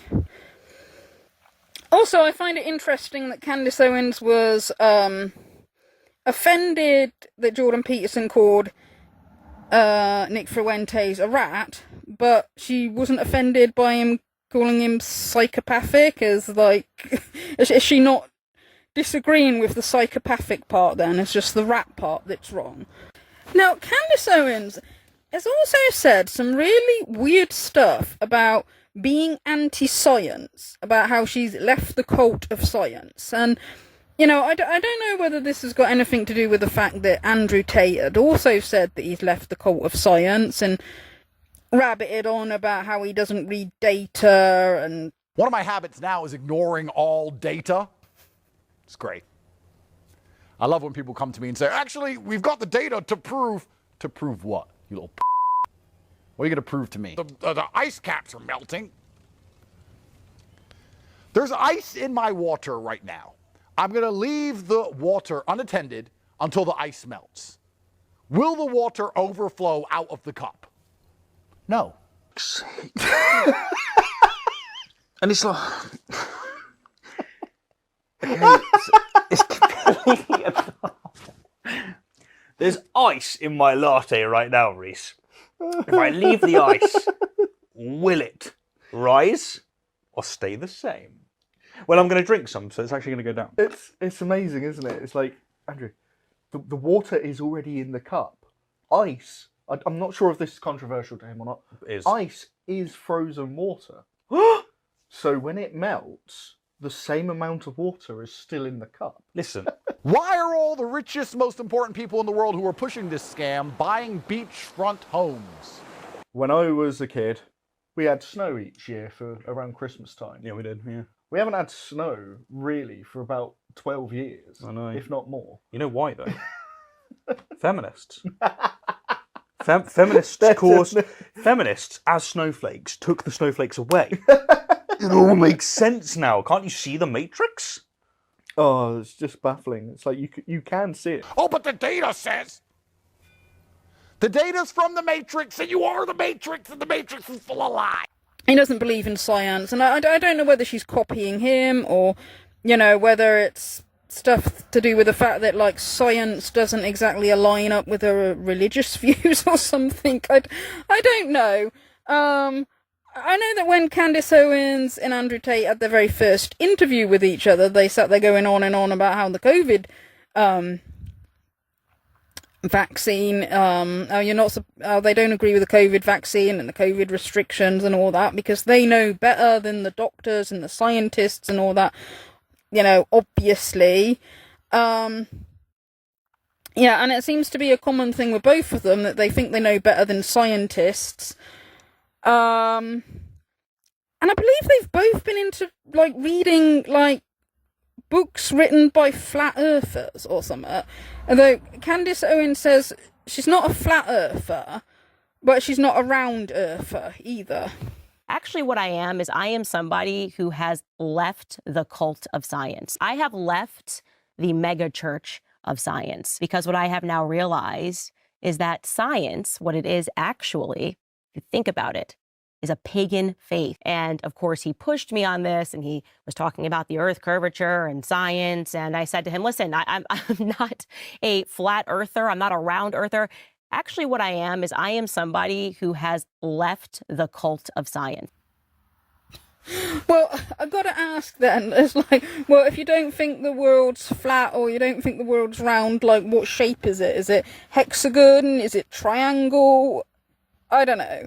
Okay, so, yeah, stuff like this is extremely weird, because, Candace Owens, like, she'd always come across to me like somebody who wanted to be seen as an intellectual, like she's, a journalist, a political commentator, I always thought she was a very intelligent woman, even though I don't like her very much. I always thought she's an intelligent woman and that's how she wanted to come across.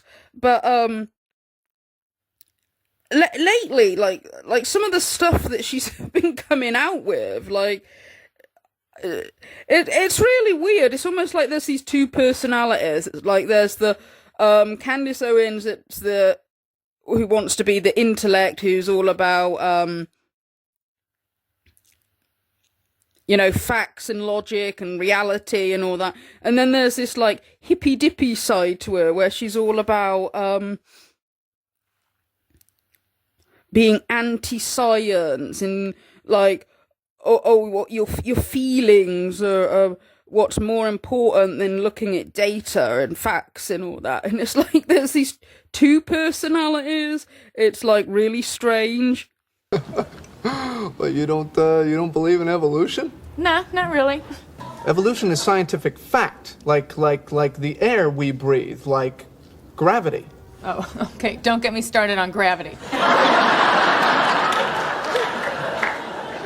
You don't believe in gravity?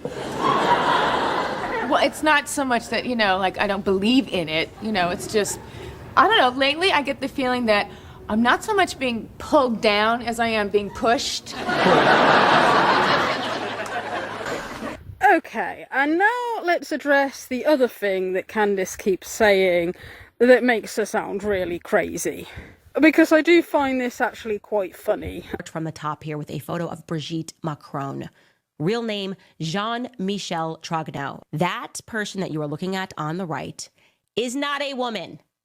Okay? Here is a photo, by the way, just over the years, Jean-Michel Trogneau, as he became Brigitte. As I said, the evidence for this is overwhelming. That second photo, I believe they found a photo of him at a pride parade when he was just living as a homosexual man. That next photo is when the transition began, if I recall correctly, and that's a photo from the professor years. And the professor years of Brigitte Macron is when he statutorily Emmanuel Macron. Those are not the prerequisites, by the way. Like, to becoming a leader of a world country, you gotta like be in drama class, like Zelensky. You got to be a homosexual, like a lot of them tend to be. And are the new prerequisites that you need to have something in your closet like this, and the entire state is going to work feverishly to protect the secret? Okay, Candace Owens calling the French president's wife, Brigitte Macron, a man. Okay, I find this really quite unbelievable that she would come out with something like this. I don't know whether she really believes it or whether she's just saying this. I don't know. So what Candace seems to think happened is that Brigitte was born a boy. And then his sister died, and then he took the identity and became Brigitte. Okay, so I mean, it kind of sounds like she's writing the plot for a film or something there, doesn't it? Okay, so yeah, she believes that that Brigitte, I say it is a man because, as we've already heard, Candace denies the existence of trans women. So basically is calling the French president's wife, Brigitte Macron, a man. Okay, and claims that she's got a penis. Okay, that sounds a funny thing to say, she's got a penis, but there you go. All right.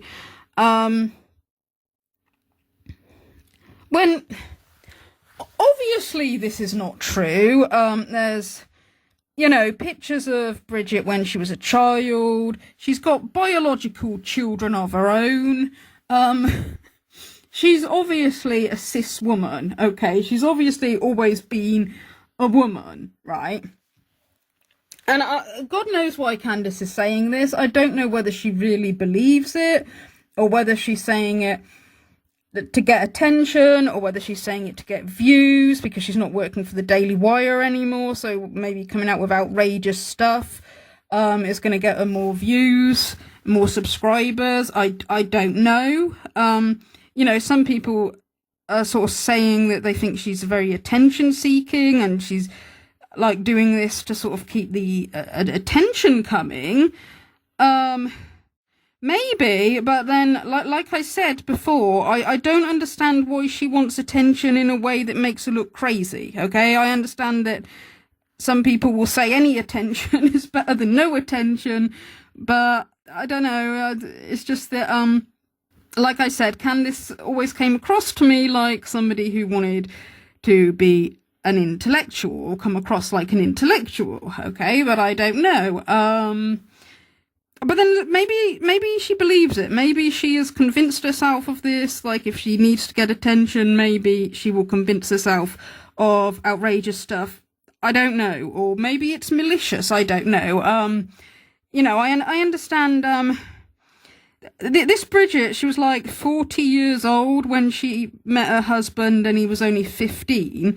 So, I mean, some people are saying she's a predator. Some people are calling her a paedophile, which, okay, like, fair enough. If that's true, that's disgusting. I'm not trying to make the argument that Brigitte is a nice person. I'm just saying that the claim that she's a man or was a boy is kind of ridiculous, right? But anyway, now Candace is being sued for defamation for saying this. But Candace is still doubling down. Okay, she's not giving in. And according to Candace Owens, she even had President Donald Trump phone her up and ask her to keep saying this about Bridget. Okay. Pick up the phone, and lo and behold, so here's what happened. I'm negotiating this thing. I'm negotiating Ukraine and Russia, and you wouldn't believe how many parts are part. It is President Donald J. Trump. He is calling me, and in true President Trump fashion, he jumps right into the narrative. We're not, hey, how you doing? He just jumps right into the narrative of exactly how this went down. I am literally, it is hard to catch my breath to comprehend that 4 days ago, I'm ending a series about Brigitte Macron, and the topic of conversation, no matter which way you want to slice it, it's about Macron's wife's penis. I mean, there's no other way to say it, right? And so he just jumps right into the narrative. He's like, I'm negotiating. You wouldn't believe how many pieces this person wants this person, if this person wants this, and you have no idea how much is involved when you're trying to get one of these deals done, Anyways, I have Macron. I like Macron. We're speaking at the White House, and I'm walking him to his car. And, he says to me, Mr. President, can I speak to you for a second? I say, of course you can speak to me about anything. What's going on? Tells me that there's Secret Service all around them. There's SUVs. They're encircled. And Macron wants to have a little sidebar. And then Macron says to him, Mr. President, do you know Candace Owens? And I say, yes, of course I know Candace Owens. What's going on? And then the president says to me, you must be a very powerful person, Candace. We're talking about the president of France taking me aside to talk about your podcast. And then continues his narrative, and he tells me that Emmanuel Macron is requesting to his face that I stop speaking about his wife. And one of the things Trump said is he tells me, she's old, and this is really, really impacting her. I'm listening, and he's, in one of Trump monologues. He's very funny. And then he said, I saw her, Candace, I saw her up close, and she looks like a woman to me. She looks like a woman to me. I had dinner with her at the top of the Eiffel Tower. And I explained to him that she has had this amazing doctor who specializes in transgenderism surgeries or feminization procedures. I'm talking to the President of the United States about this, guys. This is crazy. This is wacky. But I'm just giving it as good as I get. I'm just trying to get him to understand the truth. And then I explained to him why I don't feel so great about this request, because that's the more important part. You are requesting that I really, and despite your reasoning, which is very sound, that I stop telling the truth. Honest, that at that moment I realized that one day this is going to go into my autobiography. And so I got to say something funny. And I said to him, respectfully, Mr. President, it's not my fault that he married someone with a penis. Okay, so I find it quite funny that she's saying this. But now that she's being sued, Candace has actually criticised Donald Trump for not helping her. Okay, Candace actually believes that the president should be stepping in to help her. And I kind of think, how entitled do you have to be to think that you're, owed help from the president? Or how, full of your own self-importance do you have to be to think that he should help you when he doesn't even agree with you? He's specifically, according to her, told her not to keep spreading these rumors. We know what is happening in this world, okay? That we have these perverts that not just have power, but they all cover each other. I was on Alex Jones this morning, and I was just venting my frustration. The more that I think about it, the more absurd it is. Now, the Trump administration, who purports to care about free speech, that was what they ran on. Of course, they're not doing enough anymore. They're creating DEI for Israel, and pushing through laws to redefine anti-Semitism, but they pretended to care about free speech. And you had J.D. Vance, who went over there to Europe and gave a whole speech, tisk tisk, to all of you European leaders, that are no longer listening to what your constituents want and are instead punishing them for their speech. If the majority of your constituents think something, you can't create laws and punish them. Like, right, that was kind of the gist of his speech. Like, the markets have decided what they want, and now you're punishing these people. That's crazy, he said. America's going to be a leader. We don't believe in this. We won't support this. Then you have a literal European leader that is basically saying F you to the American Constitution, right? Emmanuel Macron and Brigitte are saying, you know what? We don't like that podcaster in America. And we are going to launch a lawsuit that's never been launched before, an unprecedented lawsuit to impoverish her for speaking. And both JD Vance and Trump have not issued a statement. In fact, where are the journalists even asking them to make a statement? Okay, a state leader is speaking about your constituent and launching a lawsuit and saying they're going to impoverish them for executing the First Amendment right. Where are you? Okay, but she seems to think he should help her. And she said it's because Donald Trump is in favor of freedom of speech. Okay, so that he should be standing up for Candace Owens' right for freedom of speech. And I kind of think Candace Owens seems to be misunderstanding what freedom of speech is, right? Because freedom of speech doesn't mean you can just go around spreading lies about people and then not face any consequences, okay? Because, yeah, Candace is entitled to her freedom of speech. She can say whatever she wants, but if she goes and says stuff that's not true, then people have a right to sue her, okay? Like, why does Candace think that she's the only one who should have rights? Like, you know, freedom of speech, Candace, you can say whatever you like, but also people have freedom to sue people if you're spreading lies about them, okay? So, yeah, that is really weird. I have to say that, like, I'm surprised that Candace would come out with something as outrageous and weird as that. That Bridget does kind of look a bit masculine in the face, doesn't she? It'd be really funny if it actually turned out to be true. But, you know, obviously it's not. It's not true. I think there's proof beyond any reasonable doubt that Bridget is a woman, but also she doesn't really have to prove anything. Like, if Candace is gonna make outrageous claims like this, she's the one who's supposed to prove it. Like, where's Candace's proof of all this? Because, again, it seems to be her feelings, and, like, you know, she's sounding... She's sounding really crazy coming out with something like this. It's like, it's really weird. I don't know. I don't get it. Not at all. Okay, the next thing I want to address is the way that not just Candace, but a few of the, say, like, traditional conservatives on YouTube, the way they lecture other people, particularly women, on how to live their life, okay, and they freak out if a woman influencer or a woman celebrity says anything they remotely disagree with. They absolutely majorly overreact to it.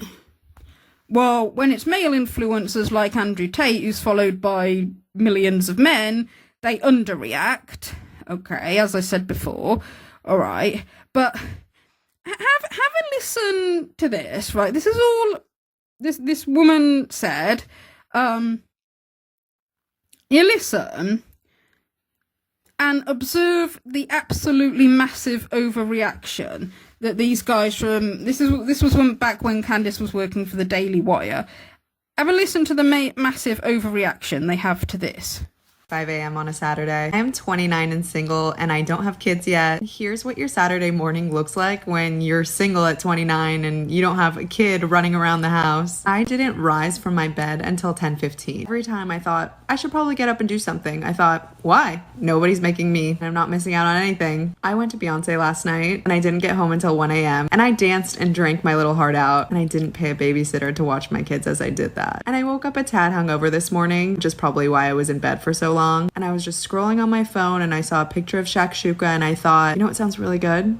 Maybe I'm going to learn how to make shakshuka today because I have no plans and I don't have kids and I don't have a husband and I don't have errands to run. I can go to the grocery store and learn how to make shakshuka. So that's on my agenda today. Also on my agenda, probably a rewatch of some Real Housewives of New York. I'm also doing a rewatch of Normal People on Hulu, which is really spicy and I highly recommend. Weirdly, I'm into this documentary on Netflix about blue zone countries. So I've got a pretty stacked day. Anyway, I say all this to say, whenever I'm hard on myself about why I'm not married and I don't have kids and I should be further along at 29, almost 30, I wouldn't want to do anything else this Saturday. And I know that you can do all these things when you have kids and you're married, and I understand, but the effortlessness and ease of my life, just kind of focusing on myself and the shakshuka I want to make or the Beyonce concert I want to go to. The most offensive part. Guys, let's play a drinking game. Every time she says I, take a shot of whiskey. We'd be Every time she says you would all be shakshuka, dead. go shoplift from Can I Just say literally something? a narcissist.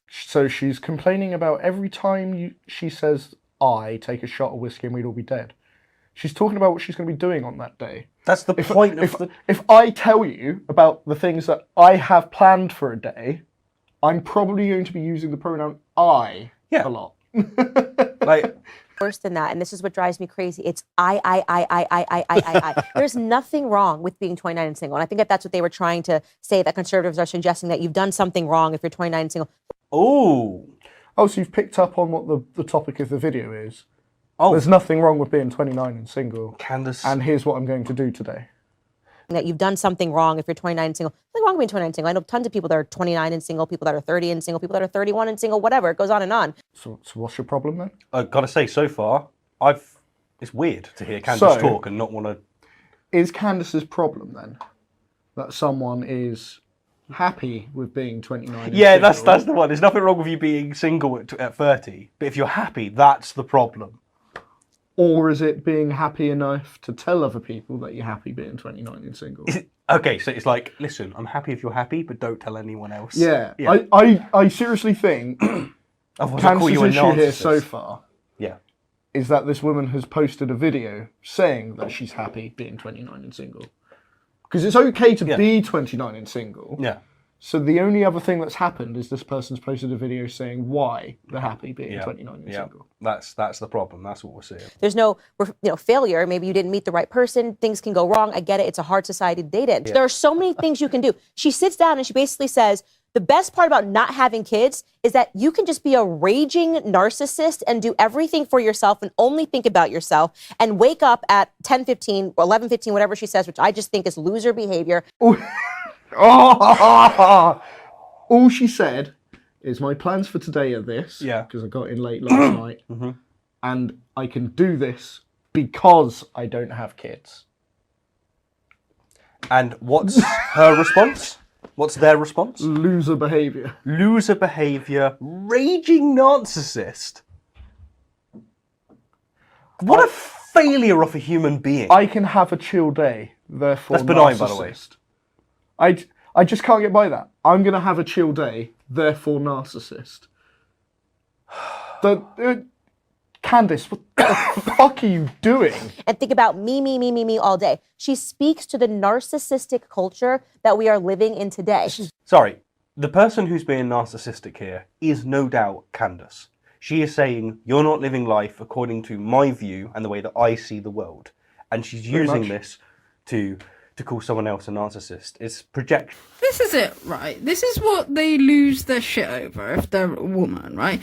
Because if this lady, like, if she said it was wrong to get married or wrong to have kids or was saying anything to put women off of her having kids or getting married, okay, fair enough. But she's not. She's actually said that, you know, she wants to get married and have kids, okay, but she was just like, well, she's single at the minute. She's just looking at the bright side of being single, as in, like, you know, she can, you know, stay out as late as she wants without worrying about getting a babysitter.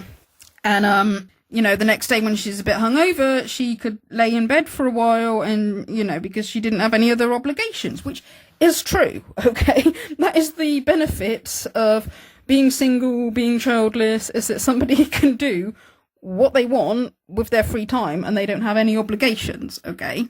That is true, okay? And I don't see anything wrong with somebody, like, you know, when they're single and if it's gonna take them a little while to find the right person, I don't see the problem in just, looking at the positive of being single. I don't see what's wrong with that, because she didn't, like I said, try to put people off of marriage, or like she's not put off of marriage or having kids. So I just didn't get the problem. Okay.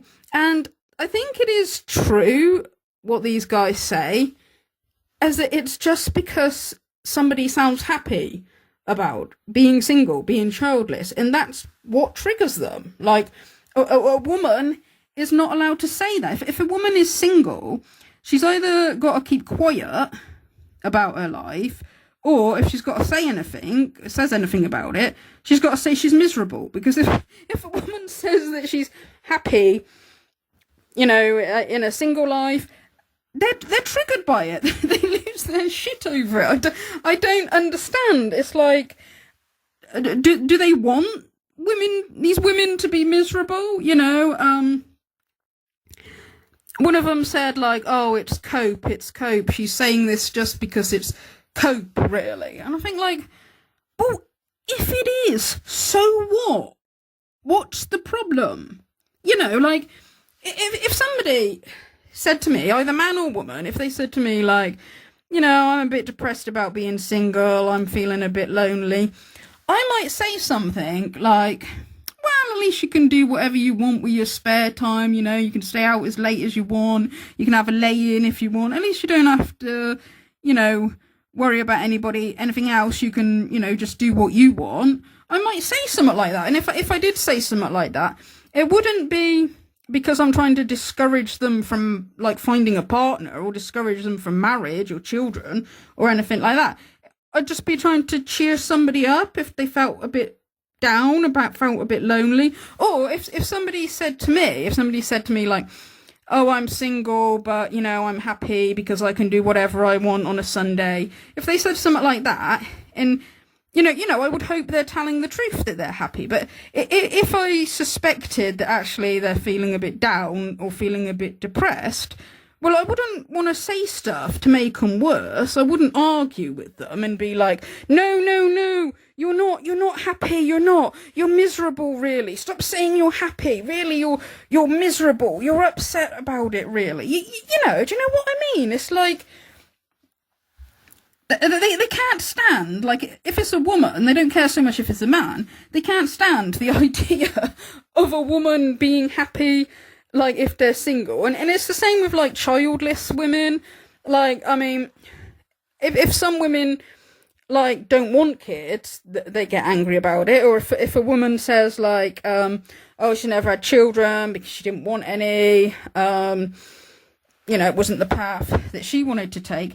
Again, they try to say, oh, well, she must be miserable, really. And it's like, do you want these women to be miserable? Like, if somebody said to me, like, oh, I never had children because I didn't want any, and I'm happy without any, like, I would hope that they're happy. I wouldn't be thinking, like, oh, no, I hope she's crying every night, really. Do you know what I mean? It's like, there are some women who say they don't want to have children, or say they never wanted to have children, and they're telling the truth.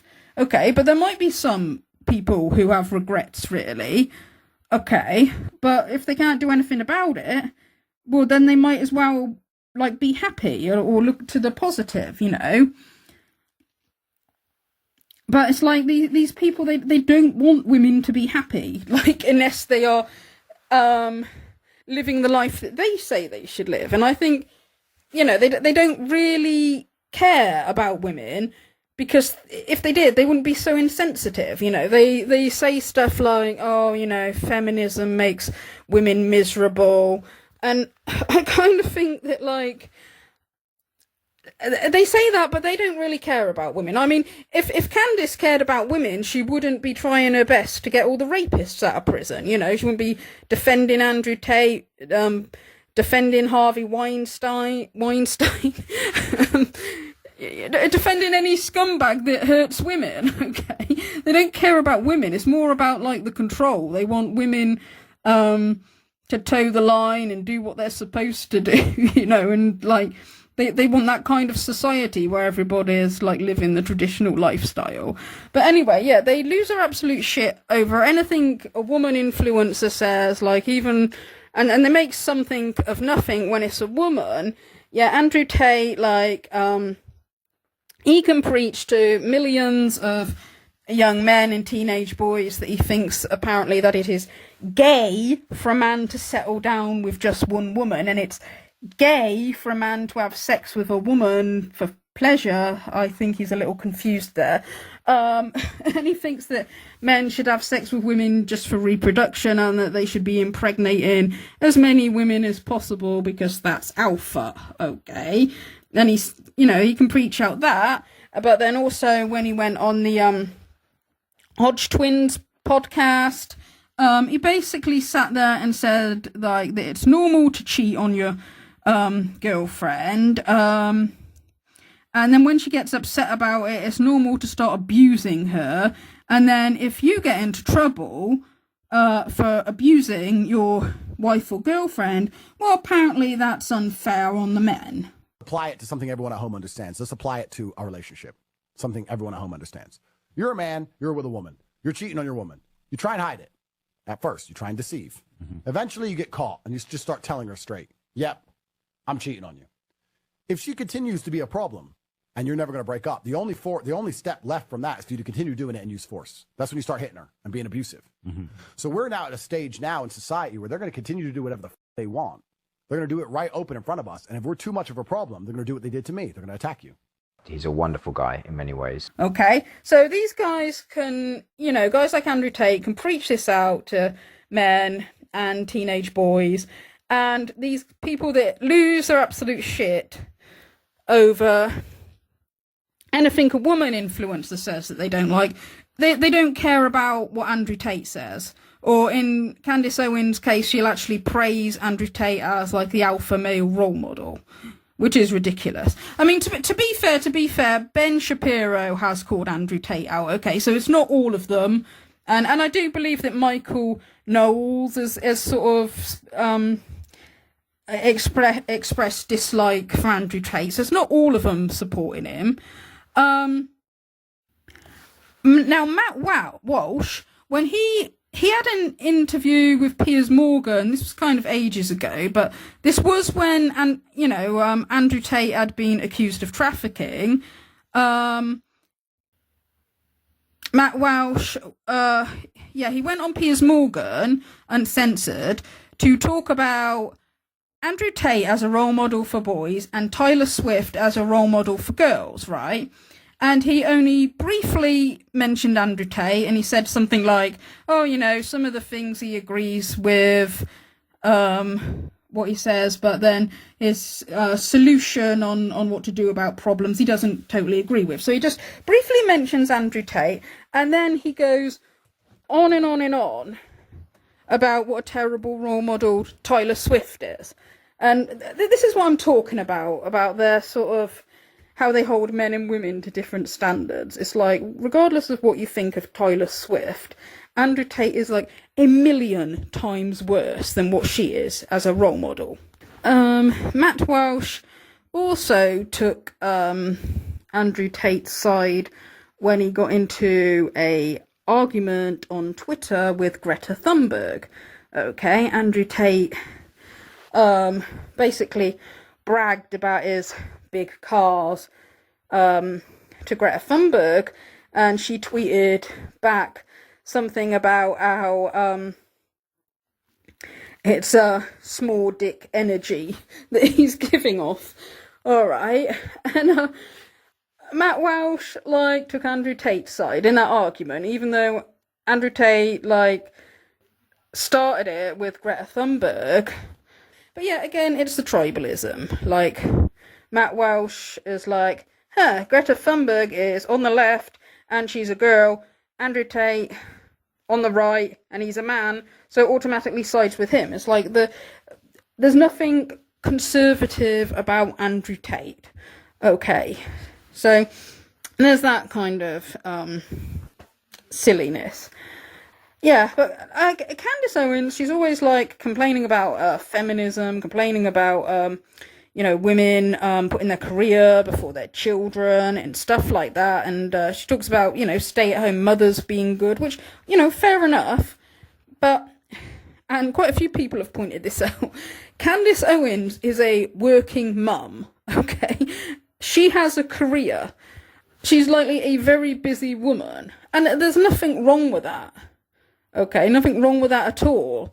But it's just that she spends so much time complaining about women having careers and like how we should all go back to the traditional family values and all that. And it's like, well, if you think that, why aren't you a stay-at-home mum? Because Candace and her husband, they could afford to live the traditional lifestyle, right? Because there's a lot of women who they wouldn't be able to afford to be at home with their kids. They have to work. Now, Candace and her husband, they could afford to live the traditional lifestyle. Candace could be a homemaker, a stay-at-home mum. She doesn't need to have a career, but she chooses to, and that's absolutely fine, okay? And she's proving, that women have dreams, women have skills, okay? Women can pursue careers and they can have a family, okay? And it's just hypocritical that she criticizes other women and complains about these problems in society when she herself is like a girl boss career woman. All right, so that's a few things I wanted to talk about to do with Candace Owens, okay? And that's all I'm gonna say about her for now. Because it's in my opinion that she's very fake. I don't think that she, I don't think that she's really honest. I think she says what will get her the most views, the most attention, the most money on YouTube. I think she's sort of kind of putting on an act. And stuff like, she doesn't believe that Andrew Tate's innocent, and that really is the thing that disgusts me the most, her defending him. Whether she believes Harvey Weinstein is innocent or not, I don't know. It seems ridiculous to me that she wants to defend all these scumbags. Whether she believes the French president's wife is really a man, I don't know. I don't know. Okay, but I don't know how anybody can take her seriously after saying stuff like this. I don't. Okay, so yeah, that's my opinions on Candace Owens. That's all I've got to say about it for now. Thank you for listening.